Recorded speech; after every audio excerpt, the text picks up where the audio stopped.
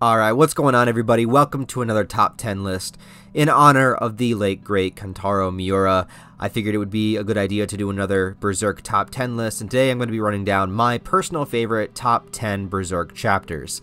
This, as you can imagine, was extremely hard to figure out as Berserk is filled to the brim with amazing iconic chapters that are memorable and are just simply pieces of artwork in amongst themselves. Also, it is very difficult because a lot of the chapters run through together and are meant to be read as part of a collective piece of a whole, so it's kind of hard to just take one chapter out and recommend that chapter among the others. But nonetheless, there are those particular chapters that really stand out to you no matter what, and no matter what you do, you just cannot get them out of your mind, and they're the ones that stay with you for the longest time. So even though this was extremely difficult to figure out, I did manage to do so, even though maybe some of these might be able to swap spots here and there. At least my top 3 I know are 100% solid as of right now. Of course, this is also my list and my list alone. This is not meant to be a indisputable top 10 chapters of Berserk list, just my personal favorites. Let me know what you think about my list down in the comments below, and also add in your top 10, your top 5, top 3, or just your top 1 chapter. What are your favorite chapters of Berserk? Leave that down in the comments below, and everybody like each other's comments to see which list can kind of get the most comments and most likes on it as far as the definitive top 10 Berserk chapter list, but nonetheless, here are mine, and so let's get into it. At my number 10, I have Chapter 36, Morning of Departure, Part 3. This is the chapter during the Golden Age arc where Guts decides to finally leave the Band of the Hawk, and Griffith confronts him, saying that he has ownership of him, and that the only way that he would be able to leave is to defeat him in a battle. Now, this chapter is really special for a couple of reasons. One is that in the beginning of the chapter, we do get to see Casca's confliction, as she's always had her heart set on Griffith, and now she doesn't want Guts to leave, but she also wants Guts to be the man that he wants to be himself, and so she has this confliction as to she wants him to stay in the Band of the Hawk, even though she wanted him to leave. She didn't want him to be a part of it for so long. She has this confliction over her feelings for him as opposed to her feelings for Griffith, to the point where she does not know who she wants to actively win the battle. It's great character development for Casca.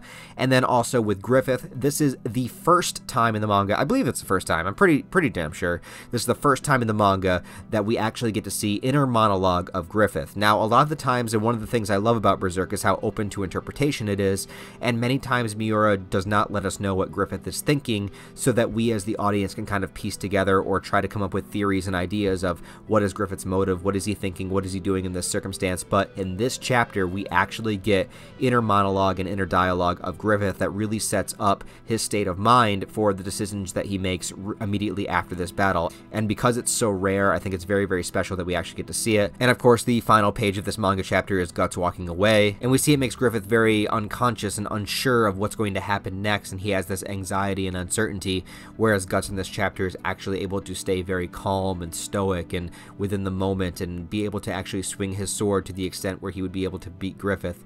And it ends with the iconic quote of Guts walking away, saying it's okay, it's like stumbling on a rock on the road, that you'll be okay, that he truly believes Griffith can move past this point, that he doesn't need him, and that he'll start walking soon.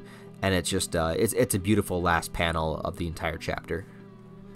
At my number 9, I have Chapter 178, Reunion on the Hill of Swords, and the title of the chapter says it all for this one. This is the first meeting of Guts and Griffith after the incarnation ceremony, and really the first time that Guts sees Griffith again, to the point where he's actually able to talk to him, not discounting the quick scene in the Black Swordsman arc. But we get that iconic panel of Griffith standing on the Hill of Swords, just looking elegant as ever in his new sort of embodied form, and Guts' rage trying to immediately go towards him and strike him down, Rickert's confusion over the situation. And we get a little bit of confirmation as to what Griffith was doing, because he came here specifically to see if his human side, if his human self, if he still had that caring nature, he still had that love, he still had that feeling that he had for Guts before. He comes here to test himself in his new body to see if that weakness is still there. The irony that eventually Casca would be his weakness in a different way, but that's not in this chapter. But what this chapter does do, I think for me, solidifies the fact that this is Griffith's transition truly, even though he looks the same, transitions truly into a god hand, into a demonic being, into his own beast of darkness personified, if you will, to the point where he's able to say, I am free. And him saying that freedom is he's free of the hold that Guts had on him, that whatever stranglehold that made him so disruptive in the last chapter that I was talking about, that he wouldn't want Guts to leave, that now he knows that that's gone. That piece of humanity he had is gone, that attachment is gone, and he's free to carry out his dream as he was before. My number 8 pick is going to be chapter 77, called The Castle. Now, this is the only chapter that I'm including from the Eclipse, and that might seem strange because the Eclipse is such a big, iconic Berserk moment. You would think there would be more chapters in my top 10, and again, it's kind of one of those things that works very well when you read it chapter to chapter to chapter. But I picked 77 as sort of a chapter to represent the Eclipse in itself, and also I think it is probably the most powerful one besides seeing the actual deaths of the characters and the thing that happens to Casca and everything. This is the chapter where we kind of go into Griffith's mind, see him in his child self, his child form, and tripping over all of the bodies that have sort of been laid in his wake on his journey to reach his castle, or to reach the kingdom that he always wanted, coming from nothing, seeing him as a poor boy on the street, meeting the fortune teller, and always desiring that thing that's in the distance. And I think this is the chapter that really, if not gives you sympathy for Griffith, at least gets you to understand his frame of mind, to get you to understand why he would do it, that the fact that he had been piling up these bodies, he had people work for him, he had people die for him, he journeyed so far to accomplish this goal, and he became so close to it, and then it was all ripped away from him, yes, by his own decisions, of course. But within Griffith's torn up, tortured body and his fucked up state of mind that we have him in here, it is very much like all of the deaths would have been in vain if he did not eventually reach the goal in which they were all trying to help him reach in the first place. Griffith builds himself upon the sacrifices of others, not just after the Eclipse, not just with the Eclipse itself, I mean, but even before then. His goals ultimately are bigger than everybody else's, and so he does kind of view them as a tool in order to achieve his own means, but at the same time, he feels like if he does not achieve those means, then all those deaths will be meaningless in the process. That if that was going to be the case, that he was just going to give up anyways, why couldn't he have just been satisfied looking at the castle from the distance? He wanted to go towards the castle to be the king, and he wasn't going to allow this or anything to stop him from accomplishing that. With my number 7 pick, I have chapter 337 called Bridge of Parting. This is another very Griffith-centric chapter, and I'm just realizing now that my top 10 have a lot of Griffith-centric chapters. I can't help it, he's just a good antagonist, you know what I mean? Anyway, this is the chapter that I would like to recall the Slaptasia Arc. This features Rickert, my boy Rickert, the man that was not present at the Eclipse, that has every reason to perhaps maybe see the good side of Griffith still, that has every reason to maybe move forward and find his place somewhere in Falconia at Griffith's side. As Griffith says, he has no reason to refuse him. And yet Rickert, the first character ever to inflict any kind of damage, I don't know if you can really call it damage, but still, the first character to ever inflict any kind of attack on Griffith post his transformation, post incarnation ceremony, was Rickert himself, who truly believed in that slap that he gave Griffith across his stupid face, that he had every ounce of right to do that for his many companions whose lives were lost in the creation of Griffith's new form and in this Falconia that was built upon the graves of many, many people that Griffith does not give the acknowledgement for the same way that Rickert does. Rickert was the one that had to mourn. Rickert was the one that had to make the graves. Rickert was the one that had to deal with the fact of wondering what happened for the longest time. You know, even though Rickert wasn't at the Eclipse himself, he still dealt with the deaths of these characters. He mourned for them. He made their graves. And he had to carry that with him. Whereas Griffith sees it as just a building block to his success, Rickert actually dealt with the emotional side of it, and knew that this was not the same Griffith that he once followed. Even noting that the Band of the Hawk crest was different than before, symbolizing that this is a completely different Griffith, though maybe wearing the same mask as the one before, but one that Rickert cannot support. This may be a fantastical land of peace and freedom and collectivism between all of mankind, but Rickert would have no part in it, and he slaps Griffith in the stupid face and walks out on him, fully asserting himself as the mega chad that he is. At my number 6 is chapter 287 called Bubbles of Futility. This is a very, very depressing chapter because even though all of the progress that Guts has made at this point, he made it onto the ship captained by Roderick, the motherfucking boss, and in the very beginning of the chapter, we begin to see some of the effects that the Berserker armor was having on him losing his vision slightly, which is a very dangerous thing as he does only have one eye at this point to begin with, and has been using the Berserker armor enough that his senses are starting to become dulled. As opposed to Griffith sacrificing other people to make himself stronger, Guts is actively sacrificing his own body to help the other people around him. Casca then falls off the boat into the water, and Guts reaches out to grab her, only to reach out with his left arm, again having lost a piece of himself trying to save somebody. And as he recounts Casca falling into the water, he recounts every time she gets close to a cliff or something like that, he's had to kind of try to save her, and that it sort of is this futile endeavor, bubbles of futility, that trying and trying and trying as he might, you know, these sort of things keep happening over and over. And so even though Casca and him are rescued from the water, he has this kind of really sad, poignant moment where he's looking at his false arm, and he's thinking about his relationship with Casca and everything that he's been through, and he says, you know, even if you force back what was lost, it won't be the same way that it was. You know, kind of the symbolism of his false arm, even though it's there, even though he has an arm, it's not his real arm. It's not the way that it was. It's not the same. It's like there's something falsified about it. There's something not as good as it used to be. There's something that will never be what it was before. And thinking with this hopeful optimism that he'll be able to solve Casca and her issue with what's going on with her mind and heal her mind, and the entire journey that he's went on, hopefully getting to the Elf Island, hopefully being able to heal her, you know, thinking in the back of his mind that even if she is healed, something is going to be different. We've gone through experiences, we've grown, we've changed over time, and that things are not going to be the same way that they were, even if he really, really wishes that they would. And there's just a really sad, tragic truth in that, you know, as much as you wish things would go back to the way that they were before, they're never going to. At my number 5, I have chapter 226, The Berserker Armor Part 2.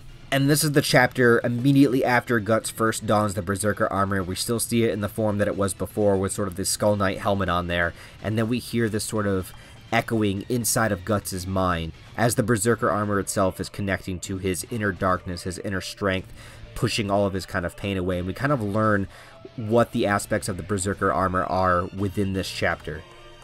And as the armor attunes to Guts himself and his own inner darkness, his own beast of darkness, we also learn that the Berserker armor gets rid of the ability to feel pain. It pushes all of your sort of hatred, anger, negative emotions, powerful emotions to the surface, and allows you to move past your limits by not giving you the limiting fear that you would have if you were conscious. If you're in this Berserker state, you're allowed to push yourself past, basically making you fight at your absolute top potential for as long as possible, without fear, without pain, well, until you die. For my number 4 pick, we're going back to a more quiet, somber moment, and this is, of course, chapter 22, The Bonfire of Dreams. Now, the Bonfire of Dreams sequence has been talked about many times, both from the manga and in the anime, and what a beautiful chapter it is. The essential idea of the chapter is Guts is looking over the entire Band of the Hawk camp, everybody having their own little campfire, all huddling together, and he recounts how each person in the Band of the Hawk all has their own dream and goals that they want to accomplish in their life, and the symbolism is it's as if each little bonfire is representative of those individual dreams, and all the bonfires come together to create an even larger, more raging fire, which would be the ultimate dream of Griffith, sort of paralleling my my other chapter that I talked about in chapter 77, where it's as if everyone else's hopes and dreams are swallowed by the dream that Griffith has, and that their dreams are, in comparison, seemingly not as important. But it's different because Guts sees them as individuals, whereas Griffith would have seen them as a collective whole.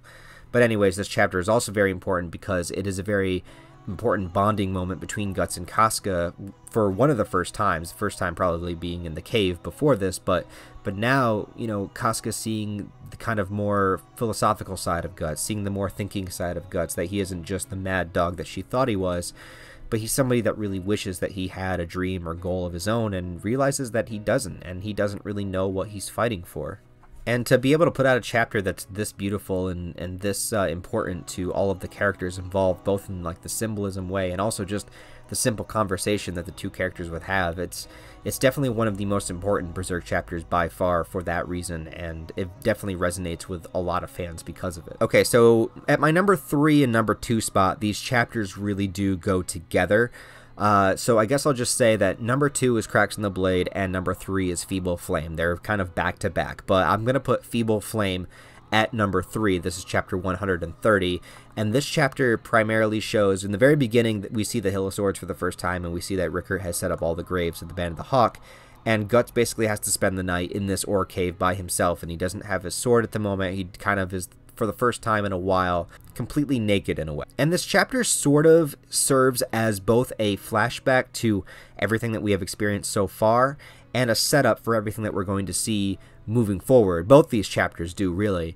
But Guts is here and he's recounting the horrible memories of the eclipse, and as he does, his Beast of Darkness becomes present, where we see that the Beast of Darkness is this sort of manifestation of the trauma, of the horrible experiences that he had, and sort of the darkness within him being like, if you go into the dark, you don't have to think about these things, you don't have to be sad with that, you can just embrace yourself in the rage, embrace yourself in the vengeance, and, you know, become the same sort of monster that Griffith became. That it's much easier just to continue to kill and kill and kill, but the only problem with that is once you go down that path, it's something that you have to keep doing over and over again. And he recounts, of course, him leaving the Band of the Hawk that I talked about earlier in this video as well, and the feeble flame sort of represents Casca, whereas she's not the same Casca as she was before at this point, but she's still here, she's still alive, she still exists. It's a feeble flame, it's not a raging flame, it's not a flame that's there that is perhaps powerful enough on its own, but that doesn't matter because even a feeble flame keeps away darkness, and Guts realizes that this is something special. This is a flame that he cannot let die out, and it's a very important thing considering this happens in the conviction arc of Berserk. Guts at the end of this chapter makes the conviction that he swears he'll never lose Casca again, that he won't abandon her, he won't run away from his pain, from his trauma and torment, that he's prepared to face this with her, whatever the case.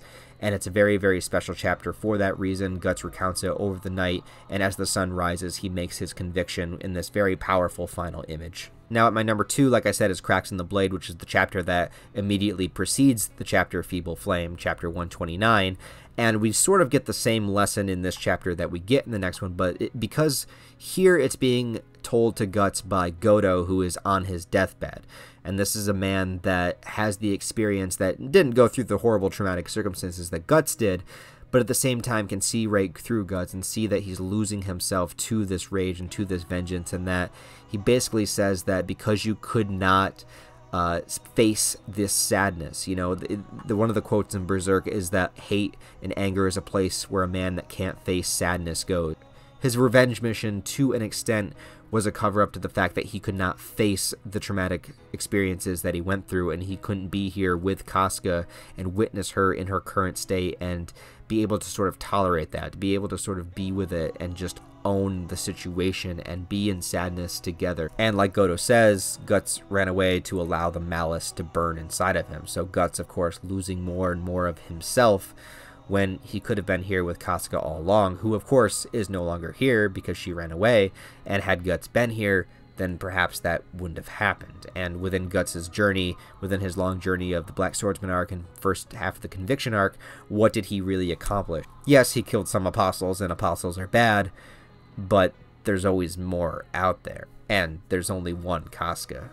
And at my number 1 pick, some of you guys that know my channel have probably already guessed it, and I'm counting this as a 2-in-1 because these chapters really cannot be separated in any way. These are chapters 46 and 47, which are Wounds, part 1 and 2. Now, I have talked about Wounds at length before. I have made my own video on Wounds before, but just a very brief overview. I think these are 2 of the most beautiful chapters in general in all of fiction that I have ever read, not just Berserk.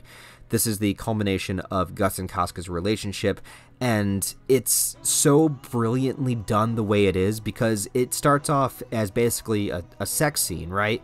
But it becomes so much more than that as both characters are opening themselves up, both, you know, physically and symbolically and spiritually, and in whichever way you want to state it, of actually being able to sort of move into a new direction with each other while also sort of accepting the faults and traumas and wounds of each other's pasts. Wounds Part 1 does primarily focus on Casca and her insecurities of the battle scars that she has, you know, her more sort of like muscular masculine body, and then also the fact that she has spent most of her life loving Griffith and pining after Griffith, and her insecurity as to if she embraces these feelings for Guts, she feels as though it negates everything that came before. Like, who was she before if she spent all this time wanting to be Griffith's girl and now she's going to be Guts's? Like, does it invalidate who she is as a person? When Guts reassures her that of course it doesn't, because every wound that you have on your body, you know, and on your soul creates who you are in the next phase of your life.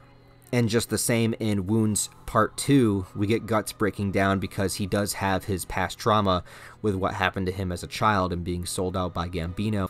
And the fact that he views himself as the abuser when he's beginning to have sex with Casca because he's putting himself in that dominant role, over top of her or grabbing her from behind, and then breaks down, feeling that he had become that demonic person that took advantage of him when he was a child.